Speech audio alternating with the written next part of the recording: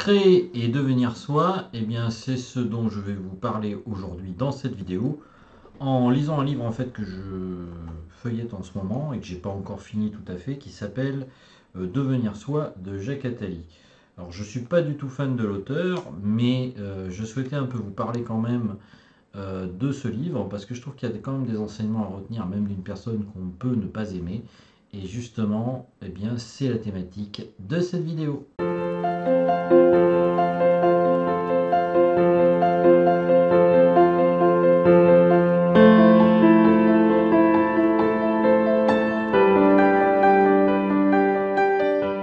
Bonjour et bienvenue sur cette chaîne. Alors comme toujours, vous pouvez vous abonner, partager et liker. Mais aujourd'hui, j'avais envie de vous parler d'un livre que je suis en train de lire qui s'appelle Devenir soi de Jacques Attali.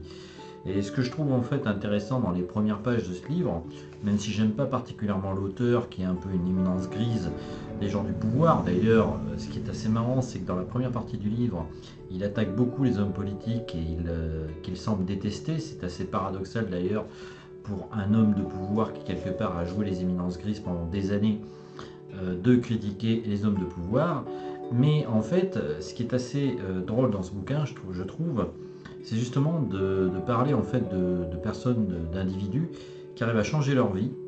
Et je trouve ça très intéressant parce qu'en fait, il y a un lien avec la créativité. Pour moi, en fait, lorsque l'on crée, on se confronte à quelque chose de nouveau.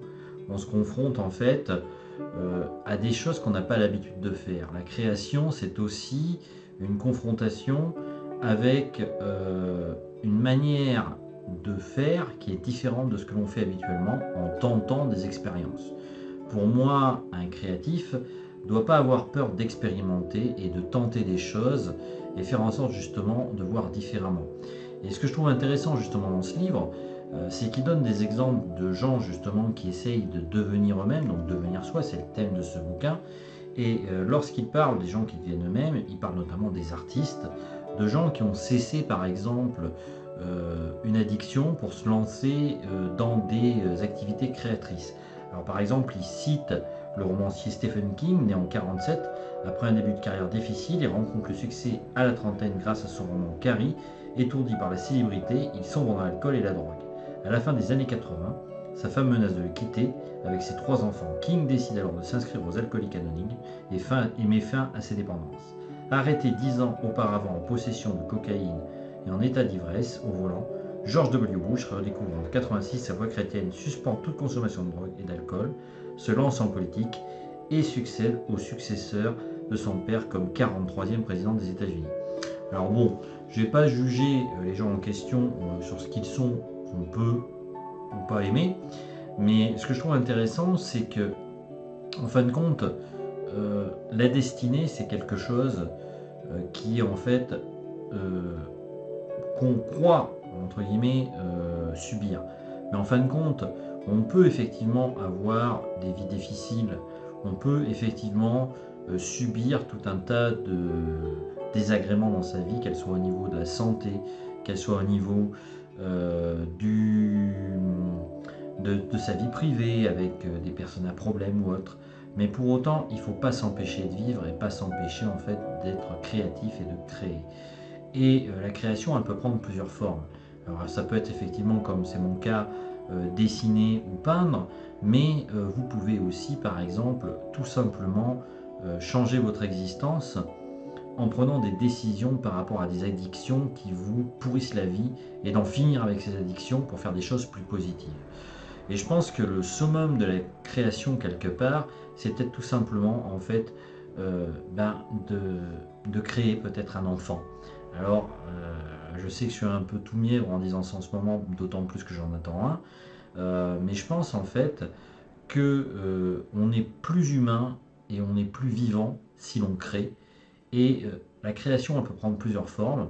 Et une des créations les plus ultimes peut-être, c'est justement d'engendrer la vie et de continuer justement, malgré cela, à incarner la vie et à être la vie pour justement la personne qu'on va faire naître et faire en sorte justement que cette personne-là puisse vous suivre en exemple. Et c'est peut-être là le plus beau rôle justement d'un être humain que d'être père ou mère.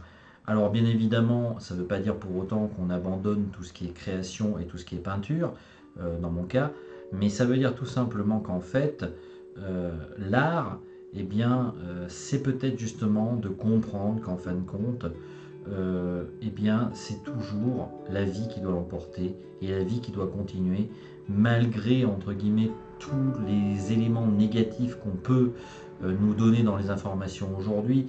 Et je sais que c'est pas forcément facile d'arriver à s'extraire de toute cette morosité ambiante. Et justement, je trouve que ce qui est intéressant dans ce livre, malgré l'auteur, c'est qu'en fin de compte, il nous dit bien qu'il faut sortir de la morosité qu'on nous enseigne, et que nous enseignent entre guillemets ceux qui nous gouvernent et ceux qui nous dominent. Et qu'en fin de compte, s'il y avait quelque chose à retenir justement de ce livre, c'est de se libérer des gens et des seigneurs qui nous dominent en essayant d'être soi, devenir soi. C'est en fait tout simplement essayer d'incarner ce que vous voulez être vraiment au fond de vous, malgré les difficultés, malgré les contraintes et malgré tout simplement le destin, ce qu'on appelle une forme de destin qui s'acharnerait sur nous. En fin de compte, il n'y a pas vraiment de destin, il y a surtout aussi une question d'opiniâtreté, de ne pas renoncer, de toujours se battre malgré tout, même si effectivement ça peut paraître dur, même si on peut se dire que personne ne fait attention à ce qu'on écrit, à ce qu'on fait, et bien pour autant, il faut quand même continuer à combattre et que la vie, en fait, c'est avant tout ça, c'est en fait un combat, et c'est un combat, en fin de compte, pour continuer de vivre et continuer en fait d'être créatif et d'engendrer en tout cas tout un tas de belles choses, je l'espère, en tout cas pour la plupart des individus, même si effectivement il y a des gens qui trouvent leur plaisir dans la destruction ou dans l'affirmation de leur morosité. Eh bien, on n'a pas à être comme ces gens-là. On peut très bien, malgré entre guillemets le contexte, essayer de toujours être positif et dans la bienveillance autour de soi. Voilà, donc s'il y a un enseignement à retenir de la créativité et de tout ce qui, comment dire, comporte un aspect créatif, y compris le fait d'engendrer un enfant, eh bien, il se situe, je pense, justement dans cette espèce d'esprit qui continue à se dire que malgré les difficultés de la vie, malgré les contraintes de l'existence, on doit continuer d'être créatif, de créer, et ne jamais renoncer à cette idée qu'on peut faire en sorte que le monde soit meilleur demain. Et justement, ce qui est intéressant aussi dans cet ouvrage, c'est qu'à un moment donné, il cite la Renaissance, en rappelant qu'à cette époque, il y avait beaucoup de meurtres, beaucoup de guerres, et que pour autant, il y a eu de très grands artistes dans cette même période, et que c'est en fin de compte eux qui ont gagné, vu qu'aujourd'hui, c'est ceux dont on parle, et on parle beaucoup moins des guerres et beaucoup moins des conflits de cette époque, alors qu'on a retenu davantage tout ce qu'ont fait les gens de la Renaissance à l'époque. Alors, je tiens tout de suite à dire, je ne fais pas de parallèle avec un parti politique, qui d'ailleurs n'est pas vraiment ma tasse de thé, mais je trouve qu'effectivement, on devrait apprendre à se dire que c'est aussi nos attitudes qu'on doit changer et ne pas toujours attendre, entre guillemets, des autres. Attendre, c'est bien beau, mais à un moment donné, il faut agir, il faut essayer de faire des choses. Alors effectivement, c'est pas toujours facile. Je vais pas vous dire que moi, j'ai toujours envie de créer. Par exemple, ces derniers jours, j'ai pas vraiment créé. Mais pour autant, je sais que je vais m'y remettre. Pour autant, je sais que je vais continuer malgré tout mon existence de créatif, même avec la naissance de ma fille, et que ça sera même plutôt une force que une faiblesse, parce que ça va me donner envie de me battre. En plus, se battre pour un enfant, je trouve que c'est l'ultime création vraiment qu'on peut faire. Donc voilà, j'avais envie de vous parler d'une manière un peu niaise de mon envie de paternité et de ma joie de savoir que je vais bientôt être père. Donc voilà, c'est tout ce que j'avais envie de dire pour aujourd'hui.